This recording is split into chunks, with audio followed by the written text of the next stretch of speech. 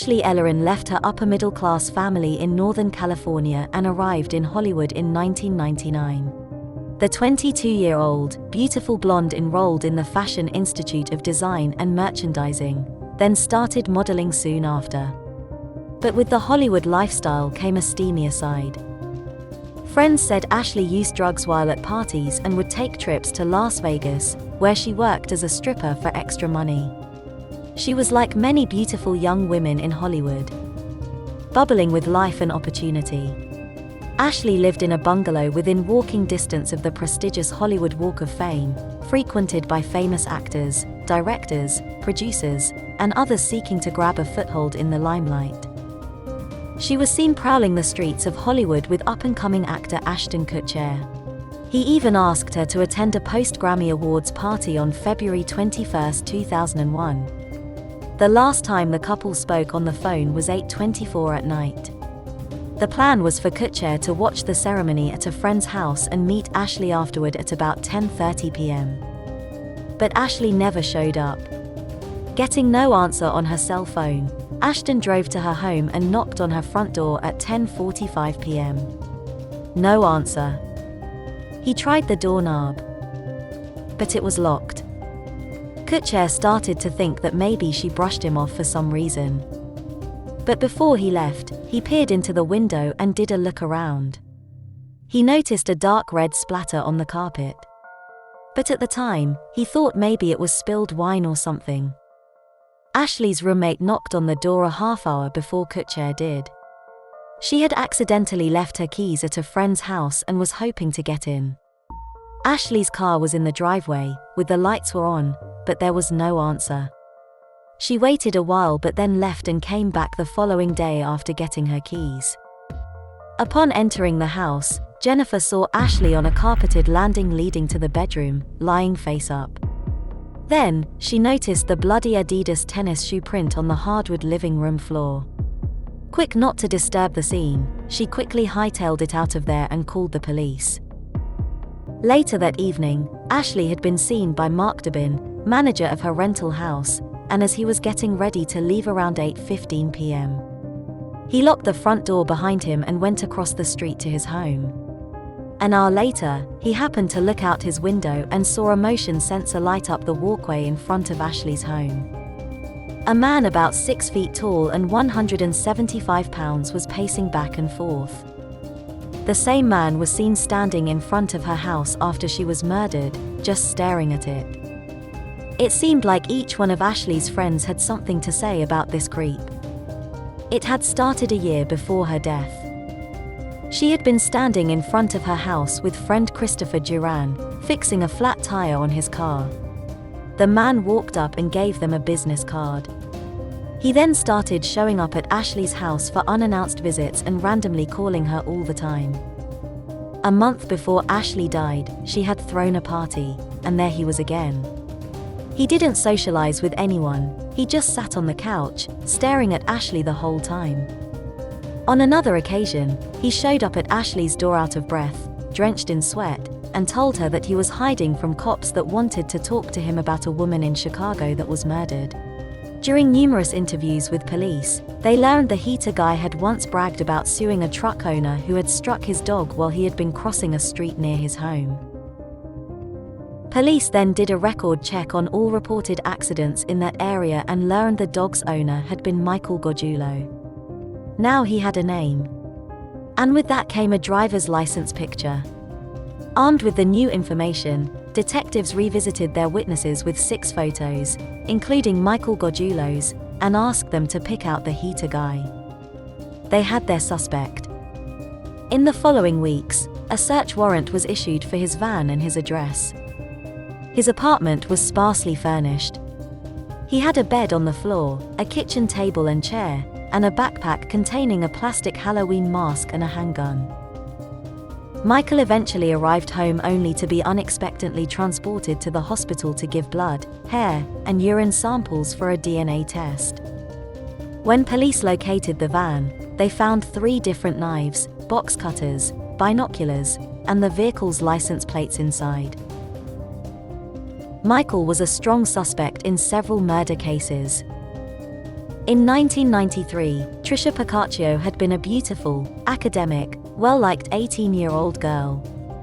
Growing up in the upscale Chicago suburb, Trisha had a storybook life filled with cheerleading and friends. She was the type that would rather be at home reading or studying. On August 13, 1993, Trisha got up as usual and went to her job at a cosmetics counter. She then came home to get ready to head out with friends for a final party, before they all started university in September. The girls ate at a restaurant before Trisha went home at about midnight. On the front porch with her key in hand, Trisha never made it inside. Someone came up behind, twisting Picaccio's left arm behind her back to the point of fracture, then stabbed her a dozen times. Trisha fought for her life and DNA was recovered from underneath her fingernails. Michael Gargiulo was born in 1976 and grew up with 6 siblings, including several sisters. He wasn't the most popular kid in the neighborhood and always seemed angry. One day Trisha's mother, Diane, went over to Michael's home to pick up her younger son for a play date with her son. His parents ended up sitting down with Trisha's mother and told her that they wanted to kick Michael out of the house, but were scared that he would come back and murder them. After Trisha's murder, Michael's parents packed up and moved, leaving him alone in the house. He later moved to Los Angeles, where he began working out at a gym with sights on being a pro boxer. He also trained in martial arts and worked as a bouncer at a Sunset Strip nightclub. Standing 6 feet 2 inches and with a dragon tattoo on his back, the muscular Gargiulo was physically good-looking. He went through a string of girlfriends, including Velma Carrillo, whom he met in an online chat room. He told her he was a boxer training for the Olympics and had left Chicago because his best friend's sister had been murdered. He claimed the police were trying to pin the crime on him. He went on to say that his DNA would be at the crime scene, because the victim was almost family to him. Other women had more violent encounters. Maria Bruno dated Michael and found him to be forceful, demanding, and threatening. He once struck her, and she suffered a detached retina and had threatened to kill her if she ever left him. Another girlfriend called the police when he shocked her with a taser gun. He lived with various women off and on and fathered several children. His job as a bouncer was left behind for something more stable. Work as an air conditioning and heating repairman who used blue medical booties at work. El Monte is a small, lower-income area where residents carve out a living in the shadow of their wealthy Los Angeles neighbors. The community has seen an increase in prostitution, drugs, and gang crime over the past several decades, but there are pockets where people like Maria Bruno, 32 and single, lived in comfort. That is, until the night of December 1, 2005. On that night, a Jack the Ripper-style killer struck inside Maria's apartment in a frenzied attack that left the aspiring model looking like she'd been drained of half her blood. Like the final Ripper victim, Mary Kelly, 107 years before, the killer had the benefit of an enclosed place where he could spend time systematically mutilating her body. The killer had entered Maria's apartment through a kitchen window after she had gone to bed. He took a butcher knife from a sealed package in the kitchen and used it to stab the petite woman 17 times. She was found dead by her ex-husband Irving Bruno, who came to bring her to work. Detectives found a blue hospital-style bootie in front of Maria's apartment but, at the time, were not able to get a DNA match.